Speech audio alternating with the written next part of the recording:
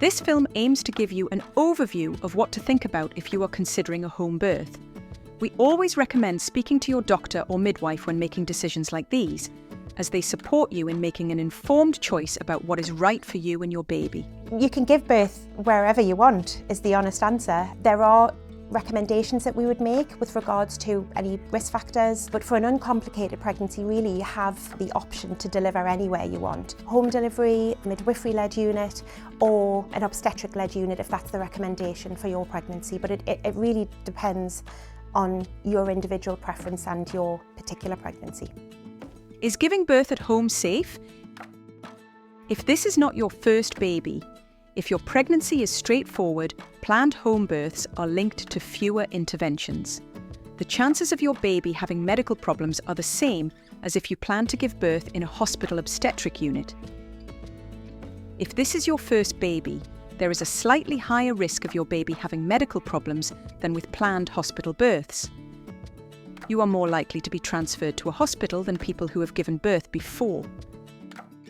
You can talk to your community midwife or doctor, or visit the link below if you'd like further information. nice.org.uk/guidance/NG235.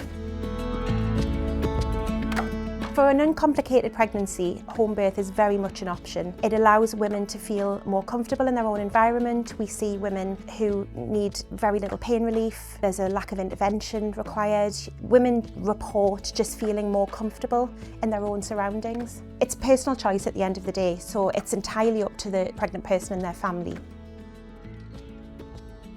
It was a lovely experience. Obviously I've got nothing to compare it to, I've never given birth before, but I personally think as nice as it can be. The midwives had dropped off kind of the emergency kit and then the gas and air and things like that prior.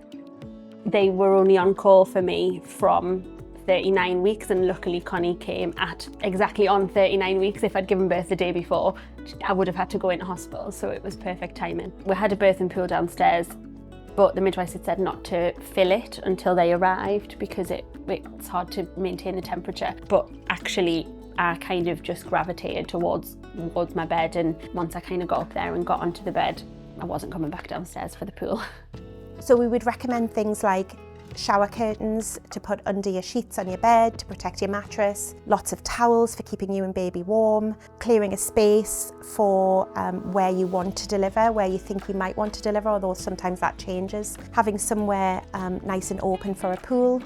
Some people choose to have fairy lights. We ask for no candles really because we have gases in the home environment as well, but you can get lots of little battery powered lights and things which are really nice to have. And just really anything that makes you feel comfortable and relaxed and warm and snuggly in your own home. So I had paracetamol, unsure if that did much, but I then did get some gas and air and that really helped me.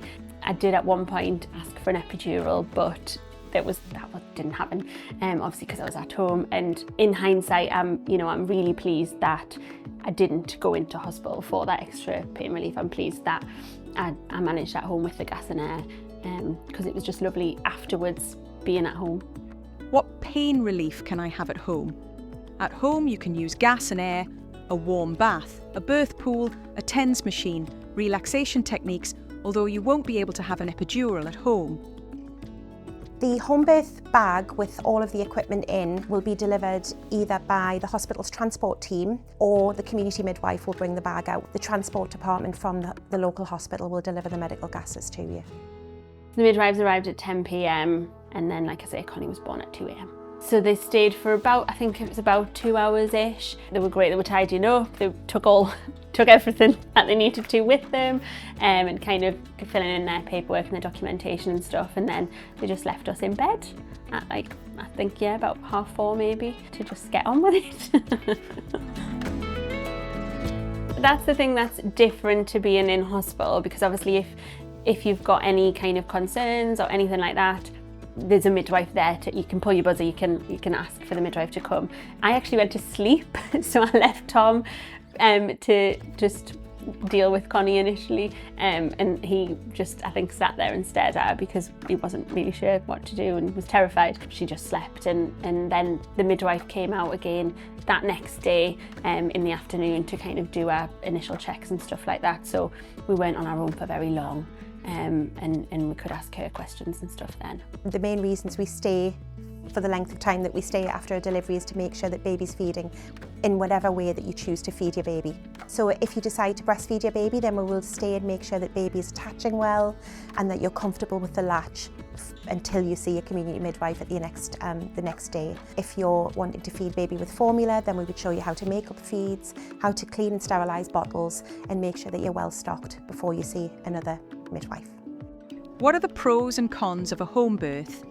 Being in your own home may help you feel more relaxed. It may help you cope better with labour. You may also be looked after by a midwife you have got to know during your pregnancy. However, if you or your baby need to see a doctor, your midwife will call an ambulance and you will be transferred to a hospital obstetric unit.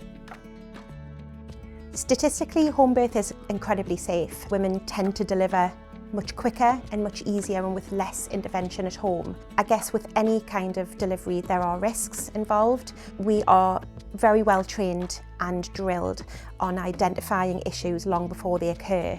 If we find that something's changing, generally we get a bit of notice for that, and we have 2 midwives there, so we always have fresh eyes looking on a situation. We have a huge amount of equipment in the home birth bag to deal with specific obstetric emergencies.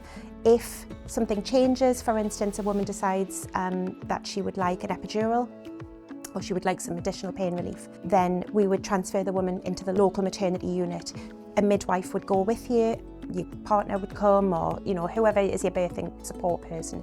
I suppose the main risk with a home birth is that transfer period from the home to the hospital environment. For people who potentially live in a more rural location, then certainly the transfer time needs to be a factor, but your community midwife will be thinking about that and thinking of ways that we can mitigate that risk.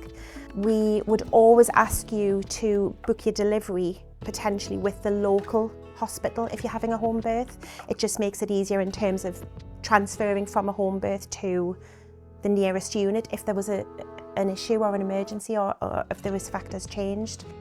Can I stay at home the whole time? If there are no complications, you should be able to stay at home for the whole of your labour and birth. If you need to go to hospital, you will be transferred to the obstetric unit closest to your home. So if you are choosing where to have your baby, you should think about how long a transfer to hospital would take. I'd say do it. It was such a lovely experience. I don't think it is for everyone, and you've got to do what's right for you, but it was lovely. You're in your own place, you can eat whatever you want because you've got access to your kitchen, you can have your dogs there. It was so nice not having to sleep in hospital, and it was so nice not having to get up and leave the hospital. We were already at home in our own bed. It was lovely. Just that the midwives were really, really good, and I loved it. When choosing where to give birth, it is important to consider both risks and benefits. If this is your first baby, a planned home birth increases the risk for the baby. There is an increased chance of transfer into hospital during labour. To help make the right decision for you, we have 2 leaflets that you might find helpful. You can ask your midwife for a leaflet. If you are a first-time mum, you can download the leaflet by scanning the QR code here. Or, if it's not your first baby, you can download the leaflet from this QR code. Remember, deciding where you give birth is your choice. We might recommend giving birth in a hospital if you or your baby needs extra care and treatment, but the choice is always yours.